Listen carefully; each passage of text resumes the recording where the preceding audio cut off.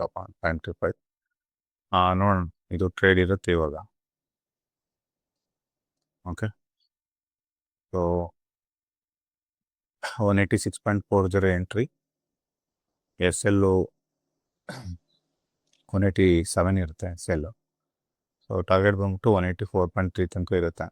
ನೋಡೋಣ ಎಂಟ್ರಿ ಏನಾರ ಎಕ್ಸಿಕ್ಯೂಟ್ ಆಗುತ್ತಾ ಅಂತ. ಸೊ ಎಂಟ್ರಿ ಏನೋ ಆಗಕ್ಕೆ ಆಯಿತು ಅಂತಂದರೆ ನೋಡ್ಬೋದು. ಓಕೆ, ಸೊ ಇದು ಸ್ವಲ್ಪ ಪ್ರಿಡಿಕ್ಟಿವ್ ಟ್ರೇಡ್ ಇದೆ, ಕ್ವಿಕ್ಕಾಗಿ ಮೂವ್ ಆಗಬೇಕಾಗುತ್ತೆ. ಯಾಕೆಂದರೆ ನೋಡಿ, ಈ ಲೆವೆಲ್ ಹತ್ರ ರಿಜೆಕ್ಟ್ ಆಗಿದೆ ಅವನಿಗೆ. ಸೊ ಇಲ್ಲಿ ರಿಜೆಕ್ಷನ್ ಆಗಿದೆ, ಪ್ಲಸ್ ಈ ಲೆವೆಲ್ ಕೂಡ ಹಿಟ್ ಆಗಿಲ್ಲ.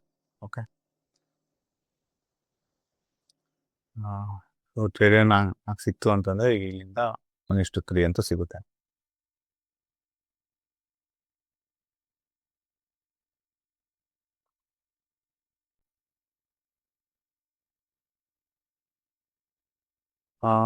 ಟಾಟಾ ಸ್ಟೀಲ್ ನಮ್ಮದು ಮತ್ತೆ ನಮ್ಮ ಟಾರ್ಗೆಟ್ ಅಚೀವ್ ಆಗಿದೆ. 1:3.5 ಏನಿದೆ, ಸೊ 1:3.7 ಇದೆ.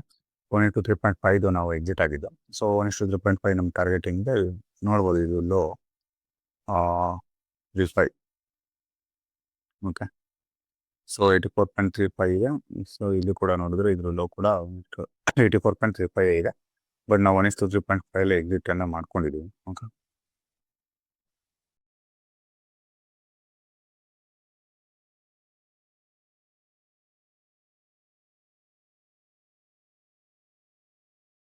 ಟಾಟಾ ಸ್ಟೀಲ್ ಕೂಡ ಹಾಗೇನೆ.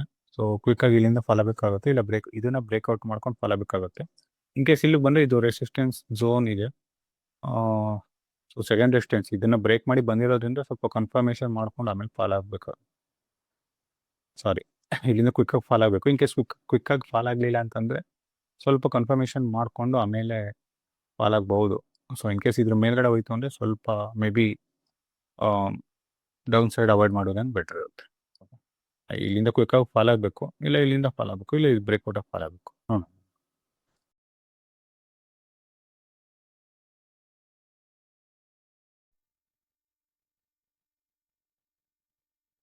ಇದು ಕೂಡ ಫಸ್ಟ್ ರೆಸಿಸ್ಟೆನ್ಸ್. ಇದು ಆ್ಯಕ್ಚುಲಿ 2 ರೆಸಿಸ್ಟೆನ್ಸ್ನ ಒಂದು ಲಾಸ್ಟ್ ಸೆಷನಲ್ಲೇ ಮಾರ್ಕ್ ಮಾಡಿ ಇಟ್ಟಿದ್ದು. ಸೊ ಸ್ಟಡೀಸ್ ವಿಡಿಯೋ ನೋಡಿ ಗೊತ್ತಾಗುತ್ತೆ. ಸೊ ಇದು ಈ ರೆಸಿಸ್ಟೆನ್ಸ್ ಝೋನ್ ಏನಿದೆ, ಪ್ರೈಸ್ ಆ್ಯಕ್ಚುಲಿ ಇದನ್ನು ಬ್ರೇಕ್ಔಟ್ ಮಾಡಿಕೊಂಡು ಡೈರೆಕ್ಟಾಗಿ ಇಲ್ಲಿ ಬಂದಿದೆ. ಓಕೆ, ಸೊ ಇದು ಸ್ವಲ್ಪ ಸ್ಟ್ರೆಂತನ್ನು ಅಪ್ ಸೈಡಲ್ಲಿ ಸ್ಟ್ರೆಂತನ್ನು ತೋರಿಸ್ತಾ ಇದೆ. ಸೊ ಅದರಿಂದಾಗಿ ಸ್ವಲ್ಪ ಏನಾಗುತ್ತೆ, ಇಲ್ಲಿ ನಾವು ಡೈರೆಕ್ಟ್ ಎಂಟ್ರಿ ಮಾಡೋದಕ್ಕಾಗೋದಿಲ್ಲ. ಇನ್ ಕೇಸ್ ಇದು ಪ್ರೈಸ್ ಓಪನಿಂಗೆಲ್ಲ ಇಲ್ಲಿ ಡೈರೆಕ್ಟ್ ಓಪನ್ ಆಗಿ ಇಲ್ಲಿಂದ ರಿಜೆಕ್ಟ್ ಆಗಿದ್ರೆ it would have been different case. But ಇಲ್ಲೇನಾಗಿದೆ, ಪ್ರೈಸ್ ಕೆಳಗಡೆ ಓಪನ್ ಆಗಿ ನಿಯರೆಸ್ಟ್ ರೆಸಿಸ್ಟೆನ್ಸನ್ನು ಬ್ರೇಕ್ ಮಾಡಿ ಅಲ್ಲಿಂದ ಸಪೋರ್ಟ್ ತೊಗೊಂಡು ಪ್ರೈಸ್ ಮೇಲೆ ಬಂದಿರೋದ್ರಿಂದಾಗಿ ಇಲ್ಲಿ ಸ್ವಲ್ಪ ಡೈರೆಕ್ಟ್ ಎಂಟ್ರಿ ಮಾಡೋದಕ್ಕೆ ಆಗೋದಿಲ್ಲ. ಸ್ವಲ್ಪ ವೆಯ್ಟ್ ಮಾಡಿ ಕನ್ಫರ್ಮೇಷನ್ ಮಾಡ್ಕೋಬೇಕಾಗಿತ್ತು. ಸೊ ಇಲ್ಲಿ ನೋಡಿದ್ರೆ ಪ್ರೈಸ್ ನೋಡಿ, ಈ ಸಪೋರ್ಟ್ ಬಿಲ್ ಫಾರ್ಮೇಷನ್ ಆಗಿದೆ. ಓಕೆ, ಸಪೋರ್ಟ್ ಫಾರ್ಮೇಷನ್ ಆಗಿದೆ. ಸಪೋರ್ಟ್ ಫಾರ್ಮೇಷನ್ ಆದಮೇಲೆ ಏನಾಗೋಗಿತ್ತು, ಇದು ಈ ನಿಯರೆಸ್ಟ್ ಇಂಪಾರ್ಟೆಂಟ್ ಲೆವೆಲ್ ಏನಿತ್ತು ಅದನ್ನು ಬ್ರೇಕ್ ಮಾಡ್ಕೊಂಡು ಮೇಲ್ಗಡೆ ಹೋಗ್ಬೇಕಿತ್ತು. ಓಕೆ, ಸೊ ಅದು ಬ್ರೇಕ್ ಮಾಡಿ ಮೇಲ್ಗಡೆ ಹೋಗೋದ್ರ ಬದಲು ಪ್ರೈಸ್ ಏನಿದೆ ನೋಡಿ, ಇಲ್ಲಿ ಸ್ಟ್ರಾಂಗ್ ರಿಜೆಕ್ಷನ್ ಆಗಿದೆ. ಓಕೆ, ಲಾಸ್ಟ್ ಸೆಷನಲ್ಲಿ ಯಾರು ಸೆಲ್ಲರ್ಸ್ ಬಂದಿದ್ದಾರೋ ಸೊ ಅವರು ಇಲ್ಲಿ ಸ್ಟ್ರಾಂಗ್ ರಿಜೆಕ್ಷನ್ ಮಾಡಿದ್ದಾರೆ, ಹೋಲ್ಡ್ ಮಾಡಿದ್ದಾರೆ ಪ್ರೈಸ್ನ. ಓಕೆ, ಸೊ ಅಂದರೆ ಕ್ವಿಕ್ಕಾಗಿ ಮೂವ್ ಅಪ್ ಸೈಡಲ್ಲಿ ಈ ಸಪೋರ್ಟ್ ಈ ಮಾರ್ನಿಂಗಲ್ಲಿ ಏನು ಓಪನಿಂಗಲ್ಲಿ ಸ್ಟ್ರೆಂತ್ ಇತ್ತೋ ಆ ಸ್ಟ್ರೆಂತ್ ಇಲ್ಲ. ಸೊ ಇಲ್ಲಿ ವೀಕ್ ಆಗಿದೆ ಮತ್ತೆ. ಓಕೆ, ಸೊ ವೀಕ್ ಆಗಿರೋದ್ರಿಂದಾಗಿ ನಾವು ವೆಯ್ಟ್ ಮಾಡಿದ್ವಿ. ಓಕೆ, ಮತ್ತೆ ಏನು ಪ್ರೈಸ್ ರಿಡಕ್ಷನ್ ಆಗುತ್ತೆ ಅಂತ. ಸೊ ಓಕೆ, ನೆಕ್ಸ್ಟು ವಾಲ್ಯೂಮ್ ಬಂದಾಗ ನೋಡಿ, ನೆಕ್ಸ್ಟ್ ಅಲ್ಲಿಂದ ವಾಲ್ಯೂಮ್ ರಿಡಕ್ಷನ್ ಆಗಿದೆ. ನೆಕ್ಸ್ಟ್ ವಾಲ್ಯೂಮ್ ಬಂದಾಗ ಈ ಏನು ಬೈಯಿಂಗ್ ಕ್ಯಾಂಡಲ್ ಏನಿತ್ತು ಆ ಕ್ಯಾಂಡಲ್ ಲೋ ಕೂಡ ಬ್ರೇಕ್ ಆಗಿದೆ. ಓಕೆ, ಸೊ ಇಲ್ಲಿ ಈ ಬೈಯಿಂಗ್ ಕ್ಯಾಂಡಲ್ ಅದು ವಿತ್ ವಾಲ್ಯೂಮ್ ಬ್ರೇಕ್ ಆಗಿದೆ. ಸೊ ಇಲ್ಲಿ ನಮಗೆ ಕ್ವಿಕ್ಕಾಗಿ ಮೂಮೆಂಟಮ್ ಆಗಬೇಕಾಗಿರೋದ್ರಿಂದ, ಇನ್ ಕೇಸ್ ಇದು ಡೌನ್ ಡಾನ್ಸ್ನ ಕಂಟಿನ್ಯೂ ಆಗಿ ಟ್ರೈ ಮಾಡಬೇಕು ಅಂತಂದರೆ ಇದು ಕ್ವಿಕ್ಕಾಗಿ ಮೂಮೆಂಟಮ್ ಆಗಬೇಕು. ಇದು ಮತ್ತೆ ವೆಯ್ಟ್ ಆ್ಯಂಡ್ ವಾಚ್ ಇಲ್ಲ ಇದರಲ್ಲಿ. ಓಕೆ, ಸೊ ಅದರಿಂದಾಗಿ ನಾವೇನು ಮಾಡೋದು, ಓಕೆ, ಸೊ ಇಲ್ಲಿ ಅಪ್ ಸಪೋರ್ಟ್ ಫಾರ್ಮೇಷನ್ ಆದಮೇಲೂ ಕೂಡ ಅಪ್ ಡೈರೆಕ್ಷನ್ ಹೋಗೋದಕ್ಕೆ ಫೇಲ್ ಆದಮೇಲೆ ಮತ್ತು ಸೆಲ್ಲರ್ಸ್ ಬಂದಾಗ ಸ್ವಲ್ಪ ಬೈಯಿಂಗ್ ಕ್ಯಾಂಡಲ್ನ ಬ್ರೇಕ್ ಮಾಡಾದ್ಮೇಲೆ ಸೊ ನಾವು ಎಂಟ್ರಿ ಇಲ್ಲಿ normally have to place the entry. So S L ಇಲ್ಲಿ ಇಟ್ಕೊಂಡು ನಾವು ಎಂಟ್ರಿ ಇಲ್ಲಿ ಪ್ಲೇಸ್ ಮಾಡಿಕೊಂಡು ಟ್ರೇಡನ್ನು ಇನಿಷಿಯೇಟ್ ಮಾಡಬೇಕಾಗಿತ್ತು. ಬಟ್ ಇಲ್ಲೇನಾಗಿದೆ, ಇದು ಬ್ರೇಕ್ ಆಗಿ ನ್ಯೂ ಹೈ ಬಂದ್ಬಿಟ್ಟು ಇದ್ರ ಮೇಲ್ಗಡೆ ಮಾಡಿದೆ. ಸೊ ನಾವು ಆಲ್ವೇಸ್ ಎಸ್ ಎಲ್ ಇದು ಮೇಲ್ಗಡೆನೇ ಇರ್ತೀವಿ. So for the better option ನಾವು ಏನು ಇಲ್ಲಿ ಇಂಪಾರ್ಟೆಂಟ್ ಲೆವೆಲ್ ಇದೆ ಸೊ ಅದನ್ನು ಟಚ್ ಆಗೋದಕ್ಕೆ ಫೇಲ್ ಆಗೋದ್ರಿಂದಾಗಿ ಅಲ್ಲಿ ನಾವು ಎಸ್ ಎಲ್ ಪ್ಲೇಸ್ ಮಾಡ್ತೋ. ಅಲ್ಲಿ ಎಸ್ ಎಲ್ ಪ್ಲೇಸ್ ಮಾಡಿದ್ರೆ ನಮಗೆ 0.44% ಬರ್ತಾ ಇದೆ ಏನು S L. So normally 0.3, 0.2 to 0.3% ಮಾತ್ರನೇ ನಾವು ಎಸ್ ಎಲ್ ಇಡೋದಕ್ಕೆ ಟ್ರೈ ಮಾಡ್ತೀವಿ. ಓಕೆ,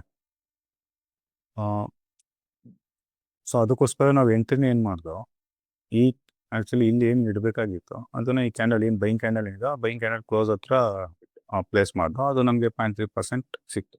ಓಕೆ, ಸೊ ನಮಗೆ 0.3ಇಂದ ನಾವು ಇಲ್ಲಿ ಏನು ಟಾರ್ಗೆಟ್ ಏನಿತ್ತು ಅದನ್ನು ನೋಡಿದ್ರೆ 0.7.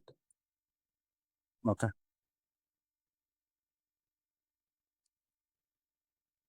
ಸೊ 3.5 ಏನಿದೆ, ಸೊ ನಮಗೆ ಟಾರ್ಗೆಟ್ ಬಂದ್ಬಿಟ್ಟು 3.5 ಸಿಕ್ತಿದೆ, 1:3.5 ಸಿಗ್ತಾ ಇದೆ. ಸೊ ನಮ್ದು ಏನು ಟಾರ್ಗೆಟ್ ಲೆವೆಲ್ ಏನಿದೆ ಅಲ್ಲಿ ನಾವು ಪ್ಲೇಸ್ ಮಾಡಿದ್ರೆ ನಮಗೆ 3.5 ಸಿಗ್ತಾ ಇದೆ. ಸೊ ಅದರಿಂದಾಗಿ ನಾವು ಆರ್ಡರ್ನ ಇಲ್ಲಿ ಪ್ಲೇಸ್ ಮಾಡೋದು. ಓಕೆ, ಸೊ 186.42ಗೆ 40ಗೆ ನಾವು ಆರ್ಡರ್ನ ಪ್ಲೇಸ್ ಮಾಡಿದ್ವಿ. ಸೊ ನಾರ್ಮಲಾಗಿ 0.05 ಕಡಿಮೆ ಇಡ್ತೀವಿ. ಓಕೆ, ಇಡಬೇಕಾದ್ರೆ 0.35 ಕೂಡ ಇಡ್ತೀವಿ. 86.35 ಆರ್ಡರ್ನ ಪ್ಲೇಸ್ ಮಾಡ್ತೀವಿ.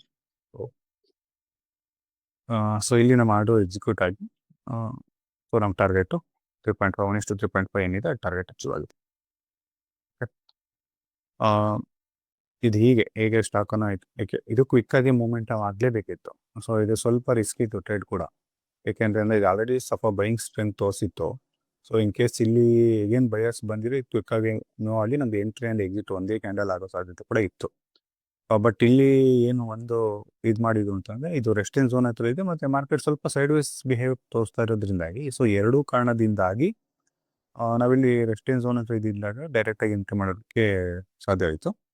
ಸೊ ಅದು ನಮ್ಮ ಟಾರ್ಗೆಟ್ ಬಂದ್ಬಿಟ್ಟು ಇಲ್ಲೇನಿದೆ, ಸೊ ಇದು ಬೈ ಡಿಫಾಲ್ಟ್ ಈಗ ಏನಾಗಿದೆ, ಇದು ಬ್ರೇಕ್ಔಟ್ ಆಗಿ ಮೇಲೆ ಹೋಗೋದ್ರಿಂದಾಗಿ ಸ್ವಲ್ಪ ಡಿಫಾಲ್ಟ್ ಆಗಿ ಸಪೋರ್ಟ್ ಝೋನ್ ಆಗಿ ವರ್ಕ್ ಆಗೋ ಚಾನ್ಸಸ್ ಇರುತ್ತೆ. ಓಕೆ, ಅದರಿಂದಾಗಿ ನಾವು ಟಾರ್ಗೆಟ್ ಇಲ್ಲೇ ಇಡಬೇಕಾಗುತ್ತೆ. ಸೊ ಇನ್ ಕೇಸ್ ಈ ಲೆಗ್ ಏನೋ ಫಾರ್ಮೇಷನ್ ಆಗಲಿಲ್ಲ ಅಂದರೆ ನಮ್ಮ ಟಾರ್ಗೆಟ್ ಆಬ್ವಿಯಸ್ಲಿ ಇಲ್ಲಿ ಗಂಟ ಇಟ್ಕೋಬೇಕು. Okay, so new low terminal target. Still we got 1:3.5 now. Right.